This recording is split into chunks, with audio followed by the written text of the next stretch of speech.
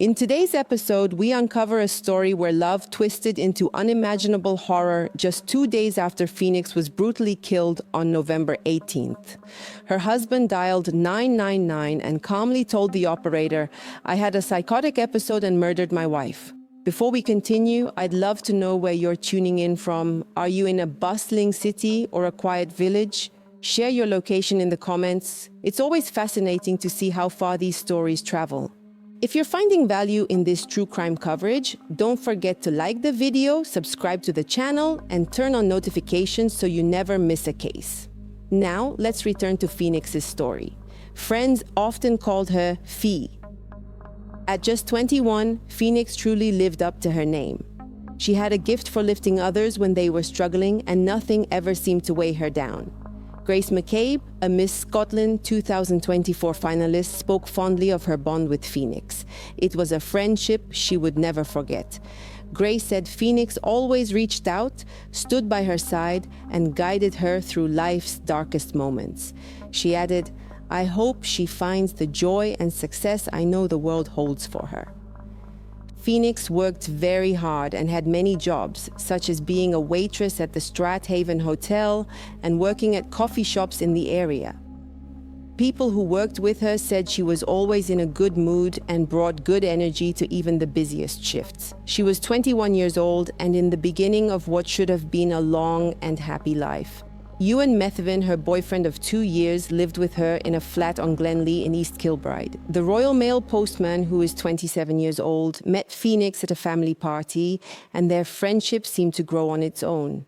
Phoenix's family thought that would be a great boyfriend for their daughter because he was polite, respectful, and truly affectionate. He was really like an adopted son because the Spencer family had been so kind to him for 2 years. They had full faith in him. Alice and Spencer, Phoenix's mother, had gotten very close to and was texting him all the time. It was clear that Phoenix felt safe in her relationship with and proud of the life they were making together when she talked about him. But something was beginning to crack below the surface.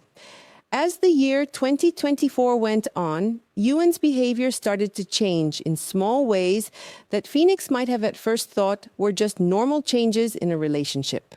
He started to get angry about her work schedule, especially the shifts she had as a waitress at the Strathaven Hotel. At first, the complaints were small. When Phoenix worked late at night or on the weekends, Ewan would say that he felt lonely. At first, a boyfriend who missed his woman when she was away might have seemed cute, but the boyfriend's complaints got louder and more often over time. Because Phoenix is naturally kind, she would say sorry when Ewan told her how he felt. She knew that relationships needed giving and taking, and she loved Ewan enough to want to talk to him about his worries. She didn't know it at the time, but she was slowly being taught to feel bad about being independent and ambitious. The design was sneaky. Ewan would complain about how busy she was at work. Phoenix would say sorry. After that, she would try to change how she behaved to make him feel better. Many people in controlling relationships didn't see the loop until it was too late. Under the guise of love and care, the slow loss of personal freedom, Phoenix's family had been so kind to Ewan that they had no idea what was going on behind closed doors. Even when they saw the couple together, Ewan kept up the same kind, friendly front that had won them over in the first place. Phoenix, on the other hand, was focusing more and more on meeting Ewan's emotional wants instead of going after her own goals. It was a terrible irony. Phoenix had a reputation for helping others and being there for them when things went wrong, but she was now stuck in a relationship where her own mental health was being systematically harmed. The person who had helped Grace McCabe through her worst time was now going through her own nightmare, but she wasn't able to see it yet. When I look back, I can see that the warning signs were there the whole time, but they were hidden behind words of love and care. Ewan's complaints about her work were not made in the form of requests. They were seen as weak spots and as his need for her attention and presence. This trick worked especially well on Phoenix because she is very understanding. Things were very different between them in November 2024 compared to the beginning of their relationship, but Phoenix was still trying to make it work. The morning of Saturday, November 16th, 2024 was like many others before it. Phoenix and Ewan both went to work that morning, doing things they had done many times before because they had been together for so long. Phoenix was in a good mood when he got to the Strathaven Hotel.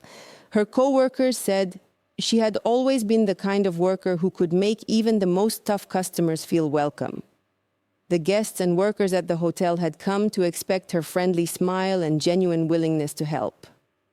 Ewan, on the other hand, finished his Royal Mail run. The people he worked with didn't notice any changes in him.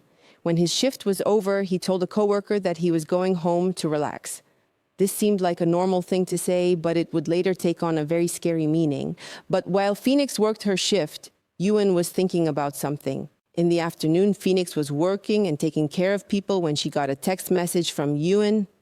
This message would be very important in figuring out what happened next.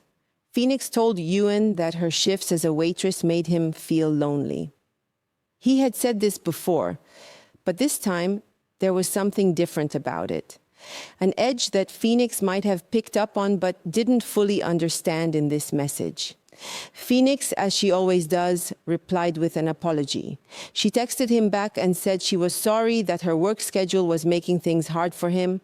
She was probably trying to comfort him that she would be home soon. It was the same kind of answer they usually got when they were together.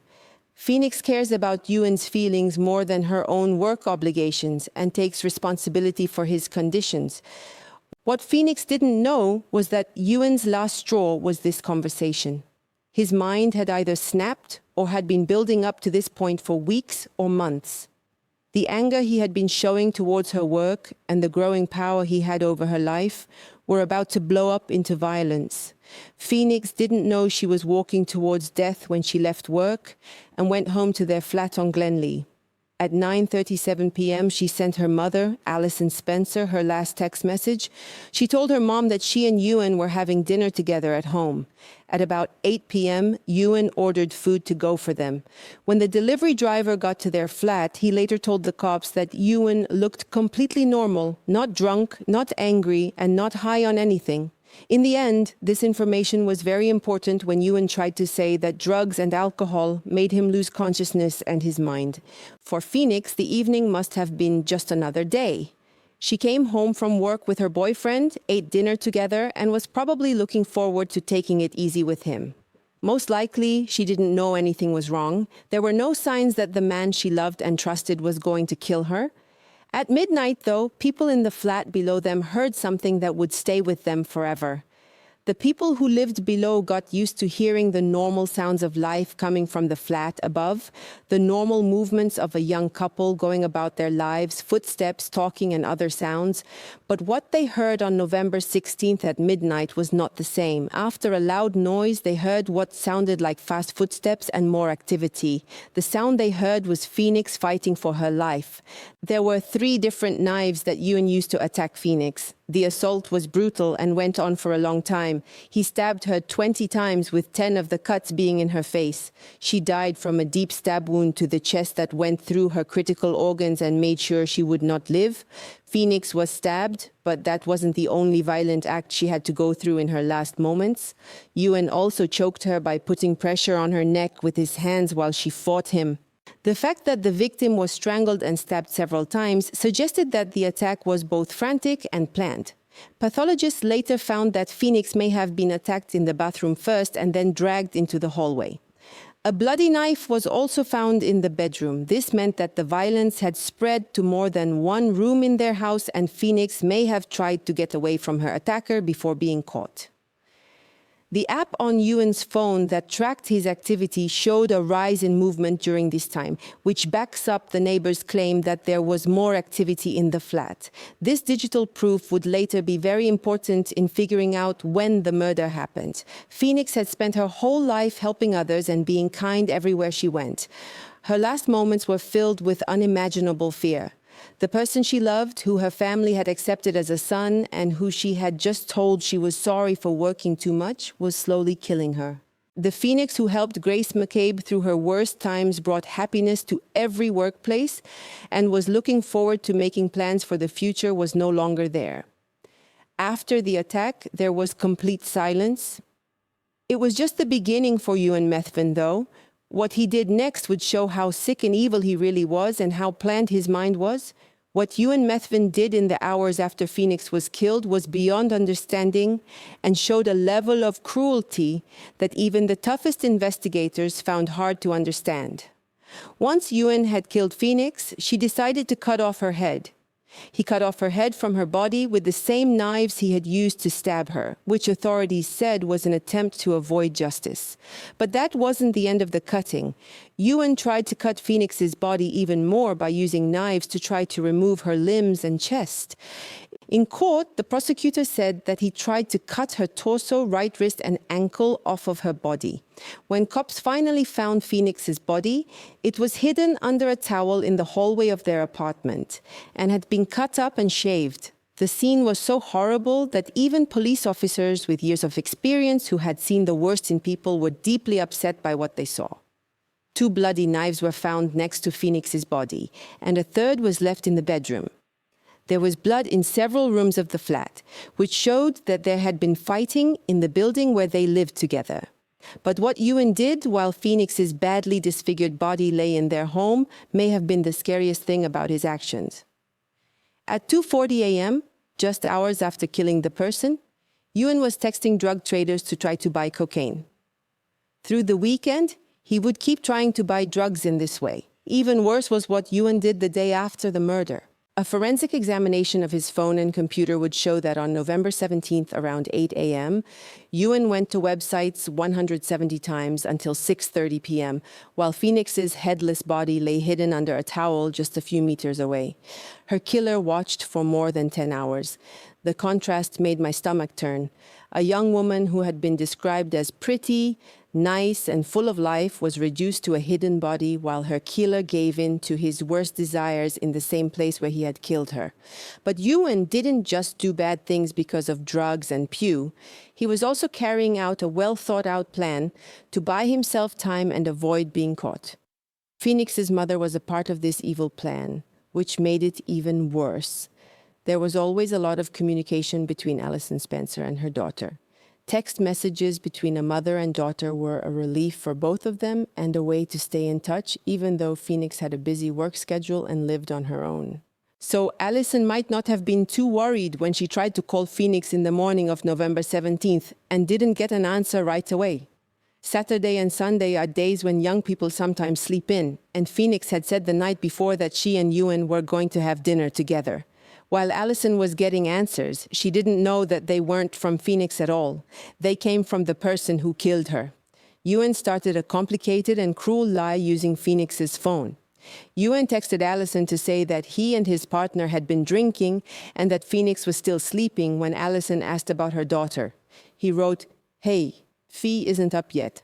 I'll get her to text you when she is." X.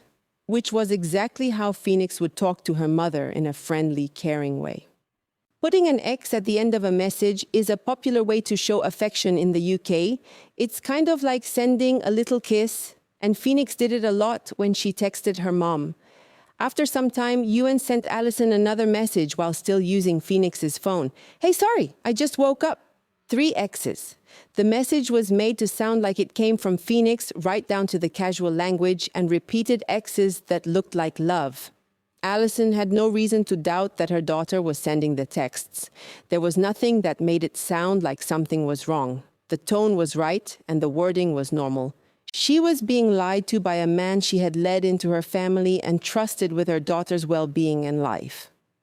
On the other hand, spent the weekend driving around East Kilbride in Phoenix's red Vauxhall Corsa, looking at her phone and trying again to buy cocaine. Allison thought her daughter was still alive and well over the weekend, while Phoenix's badly cut body stayed hidden in the flat. Kept sending words of comfort, keeping up the appearance that everything was fine, even though they were still dealing with the effects of terrible violence. But by Monday, November 18th, it was getting harder to keep up the lie.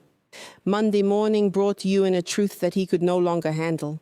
Phoenix was supposed to work and people would notice if she didn't show up.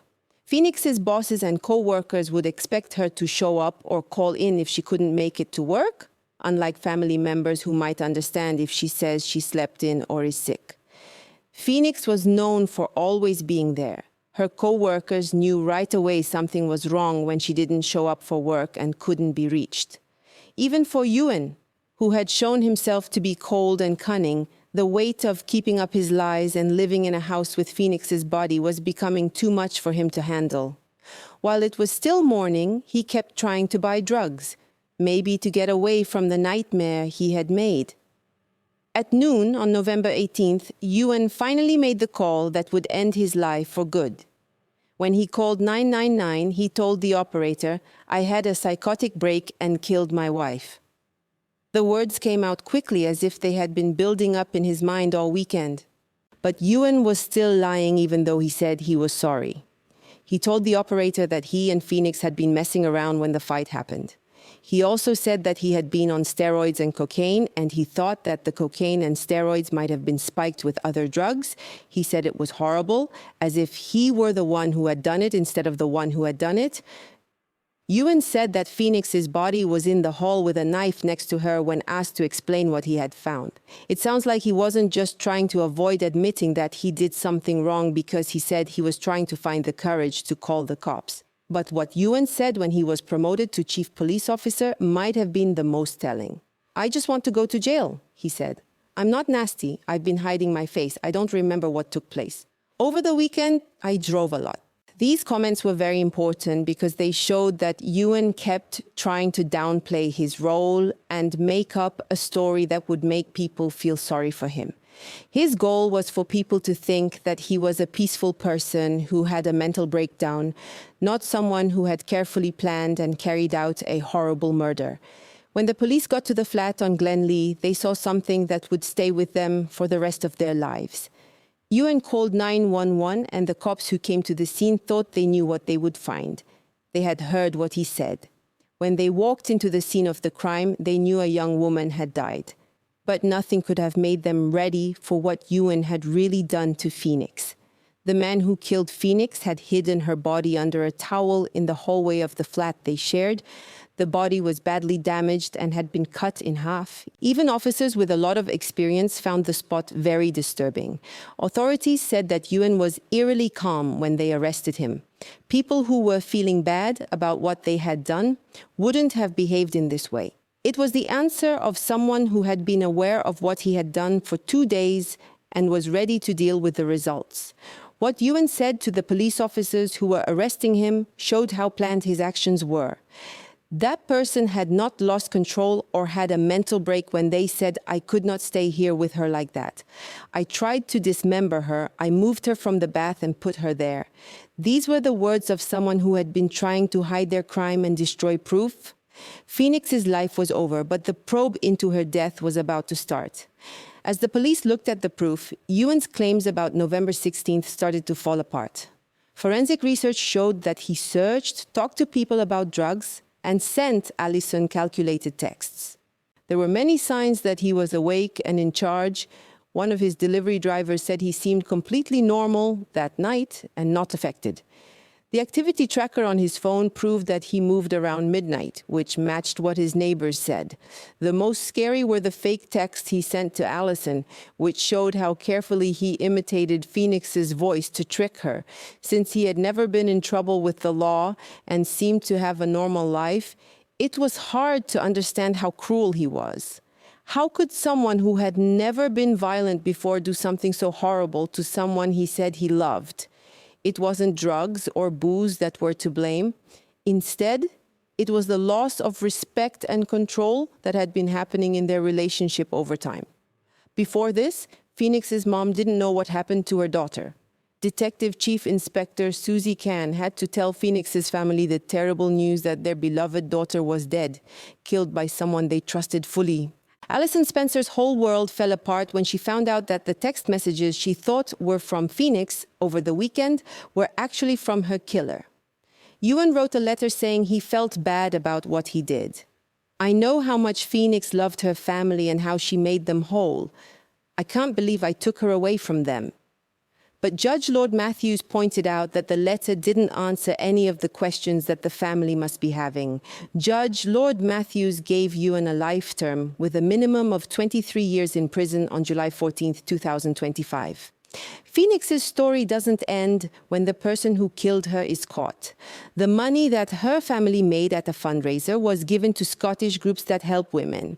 Girls Help Glasgow said her name, Phoenix, now means more than just loss. It means taking action, making a difference, and not letting her story stop in silence. This is what it means to get back up after being burned. Phoenix was only 21 years old when someone she trusted took her life. You and Methvin might be able to get out of jail early when he's 50 years old. However, Phoenix's family will have to live with the sentence for all time. Still, because they were brave and kind, Phoenix's light keeps shining, keeping other women safe and making sure her name will never be forgotten. That's it for today. If you found it thought-provoking, be sure to like, subscribe, and hit the bell to stay updated. Leave your thoughts in the comments, and as always, stay safe, stay smart, and keep seeking the truth.